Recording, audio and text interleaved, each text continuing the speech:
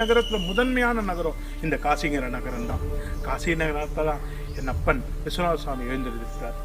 இந்த காசியை பற்றி சொல்லணும்னா, கங்கை நதி உருவாகி வடக்குலேருந்து உருவாகி இமயமலை வடக்குலேருந்து உருவாகி தெற்கு வழியாக வந்து கிழக்கில் திரும்பி வங்காள விடுதலை கலக்கலாம்னு சொல்லிட்டு முன்னாடியே சொல்லியிருந்தேன்.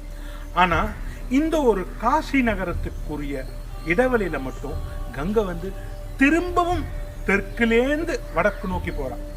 இந்த இடத்துக்கு ஹிந்தியில் சொல்லுவாங்க உத்தரவாகின்யாக அப்படின்னு சொல்லிட்டு.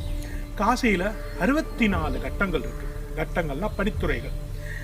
இப்போ நிறைய பேர் சொல்லிட்டு இருக்காங்க 64 88 பண்ணிட்டாங்க, பணக்காரங்கள்லாம் புதுசாக படித்துறை பண்ணிட்டு இருக்காங்க. 64 படித்துறைங்கிறது ரொம்ப முக்கியமான படித்துறை. இந்த 64 படித்துறையில் 5 படித்துறைகள் ரொம்ப ரொம்ப முக்கியமானது. அதில் முக்கியமான விஷயத்தை வந்து தசா அஸ்வமேத காட். தசான்னா 10 அஸ்வமேத யாகம்